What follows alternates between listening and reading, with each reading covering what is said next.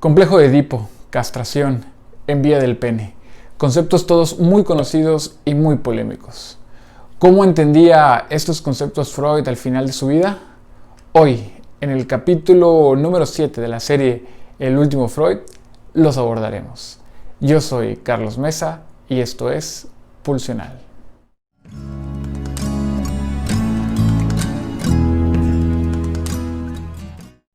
Hasta ahora en la serie hemos visto a grosso modo el aparato psíquico, sus partes y sus funciones. Y hemos visto también que en la neurosis y en la psicosis son los estados en que se expresan las perturbaciones funcionales del aparato psíquico. Sabemos también que el psicoanálisis tomó las neurosis como objeto de estudio porque estas eran las accesibles al método psicoanalítico, por lo menos durante la época de Freud. ¿Cuáles fueron entonces las conclusiones que obtuvo Freud de su largo estudio sobre las neurosis? Primero, que estas no tienen causas patógenas específicas, como por ejemplo sí sucede con las enfermedades infecciosas. Segundo, que mediante transiciones fluidas se conectan con la llamada norma. Tercero, que es difícil que exista un estado reconocido como normal, en que no se puedan rastrear indicios de rasgos neuróticos. Y cuarto, los neuróticos conllevan más o menos las mismas disposiciones constitucionales que los otros seres humanos. Aquí Freud se hace una pregunta. Si esto es así, es decir, si las neurosis se conectan con la norma, en todos encontramos indicios de rasgos neuróticos y todos los seres humanos tenemos las mismas disposiciones constitucionales, entonces, ¿por qué los neuróticos sufren más? ¿Por qué presentan más angustia y más dolor? La respuesta se trata, nos dice Freud, de una cuestión cuantitativa. ¿A qué se refiere con esto? Si bien la causa de todas las situaciones de la vida humana han de buscarse en la acción recíproca que existe entre predisposiciones genéticas y vivencias accidentales, también hay que tomar en cuenta que lo que la constitución de uno es capaz de dominar puede ser para otro una tarea sumamente difícil. Estas diferencias cuantitativas son las que condicionan una diversidad en el desenlace. Pero esto es aún muy vago, muy general, y las neurosis tienen sus particularidades. Por lo tanto, debe haber una causa más específica. Ahora, si es cierto que las neurosis no se distancian de la norma en nada especial, su estudio nos brinda entonces valiosos aportes para el conocimiento de esa norma. Las experiencias analíticas nos enseñan que una exigencia pulsional cuyo dominio en principio fracasa o se logra de manera incompleta y una época específica de la vida cuentan de manera exclusiva para el origen de las neurosis. Esta época de la vida de la que hablamos es la niñez temprana, más específicamente la niñez hasta el 6º año. Es en esta época donde adquirimos neurosis, aunque sus síntomas salgan a la luz mucho más tarde en la vida. La neurosis de la infancia puede ser manifiesta por un lapso breve o pasar totalmente inadvertida, pero al fin queda gestada y sus síntomas verán a la luz en un momento posterior. Para Freud, solo las neurosis traumáticas eran una excepción, es decir, estas no tienen su génesis en la primera infancia. ¿Por qué la primera infancia es tan importante en la etiología de las neurosis? Las neurosis son afecciones del yo, y sabemos que el yo se encuentra apenas en formación en esa primera infancia, por lo que es endeble e incapaz de resistencia de tareas que después seguramente podría tramitar jugando. Entonces, ese yo desvalido se defiende mediante intentos de huida, o en otras palabras, reprimiendo. Lo que más tarde se verá reflejado en limitaciones duraderas del desarrollo. Ninguno de nosotros podemos evitar pasar estas vivencias traumáticas, ya sea que provengan de excitaciones pulsionales desde adentro o de las exigencias del mundo exterior. Imagínese pues al pequeño salvaje que debe devenir en pocos años una criatura civilizada. Debe recorrer, dice Freud, en abreviación, casi siniestra, un tramo enormemente largo del desarrollo de la cultura. Y aunque esto es posibilitado por una predisposición hereditaria, este recorrido no puede prescindir de la educación, del influjo de los progenitores, el cual, como precursor del superyo, limita la actividad del yo mediante prohibiciones y castigos, y por lo tanto promueve represiones. Por eso, nos dice Freud, no es lícito olvidar la inclusión del influjo cultural entre las condiciones de las neurosis. Más allá, como las exigencias culturales son subrogadas a la educación en la familia, hay que incluir en la teología de las neurosis este carácter biológico de la especie humana. Estamos hablando del largo periodo de la dependencia infantil. Así que cuando les digan que Freud no toma en cuenta las influencias de la cultura o la relación temprana madre-hijo, refiéranlos a la página 185 del tomo 23 de las obras completas de Sigmund Freud en Amor Rortur. Por el otro lado está el factor pulsional específico. Aquí el elemento a resaltar en el componente patógeno son las pulsiones parciales de la vida sexual. Así que, nos dice Freud, los síntomas de las neurosis son de cabo a rabo una satisfacción sustitutiva de algún querer alcanzar sexual, o bien unas medidas para estorbarlas, o, por lo general, unos compromisos entre ambas cosas. Hay una tesis que, dice Freud, queda comprobada por la experiencia analítica. El niño es psicológicamente el padre del adulto. Vaya frase. Esto tiene implicaciones muy importantes. Significa que las vivencias de los primeros años poseen una significación incomparable para toda su vida posterior. Freud va a diferenciar entre dos vivencias en la infancia que son muy importantes. Primero, los efectos de ciertos influjos que no todos los niños viven, pero que sí ocurre con demasiada frecuencia. Se refiere aquí al abuso sexual cometido por adultos, la seducción cometida por otros niños poco mayores, hermanos y hermanas normalmente, y también a la conmoción que causa el ver o escuchar los actos sexuales entre adultos, más específicamente los padres, quienes pueden sostener relaciones frente a los hijos atribuyendo incapacidades intelectuales o interés en tales actos y asumiendo que estos son muy pequeños para después recordarlo, dejando así marcas en la sensibilidad sexual del niño, que luego caerán sobre la represión e imposibilitarán al yo gobernar la función sexual. Pero hay otro interés mucho más amplio del psicoanálisis sobre las vivencias en la infancia. Ese tiene mayor interés porque es una situación por la que ahora sí todos los niños estamos destinados a pasar y que deriva de manera necesaria de la crianza prolongada y de la convivencia con los progenitores. Estamos hablando, por supuesto, del complejo de Edipo.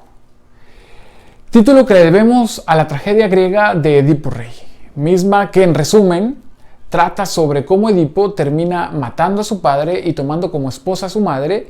Lo hace sin saber, claro, y cuando se entera de lo que hizo, el desenlace es sacarse los ojos a manera de castigo. De aquí va a tomar Freud esta tragedia griega para desarrollar todo el concepto de lo que sería el complejo de Edipo.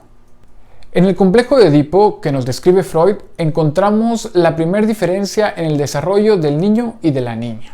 Por lo tanto, nos va a decir Freud, a partir de aquí hay que ver cada desarrollo por separado. Vayamos pues primero con el desarrollo del niño. El primer objeto erótico del niño es el pecho materno nutricio. El amor se engendra apuntalado en la necesidad de nutrición satisfecha. Por cierto que al comienzo el pecho no es distinguido del cuerpo propio y cuando tiene que ser divorciado del cuerpo, es decir, trasladado hacia afuera por la frecuencia con que el niño lo echa de menos, toma consigo como objeto una parte de la investidura libidinal originalmente narcisista. Este primer objeto se completa luego en la persona de la madre, quien no solo nutre, sino también cuida y provoca en el niño otras sensaciones corporales, tanto placenteras como displacenteras. En el cuidado del cuerpo, ella deviene la primer seductora del niño.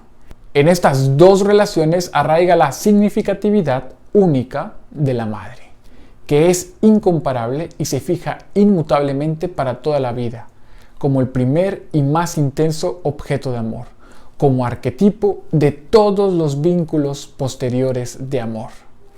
Esto sí, sucede, por supuesto, en ambos sexos.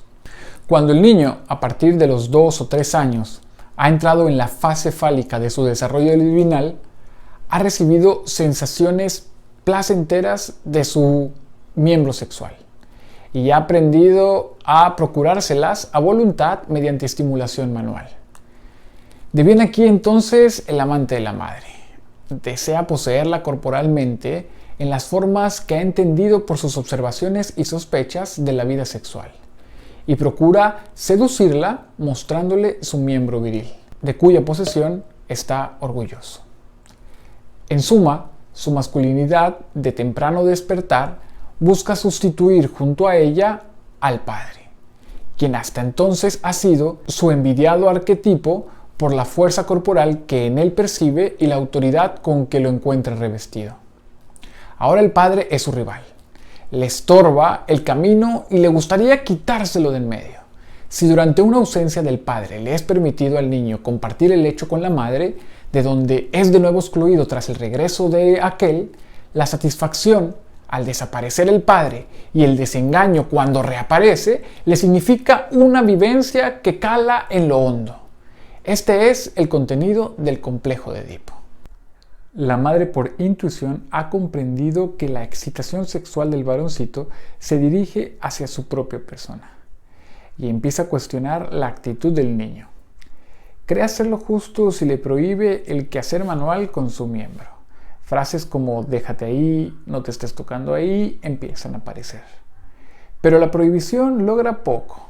A lo sumo produce una modificación en la manera de la autosatisfacción que el niño ejerce. Por fin, la madre va a echar mano del recurso más tajante.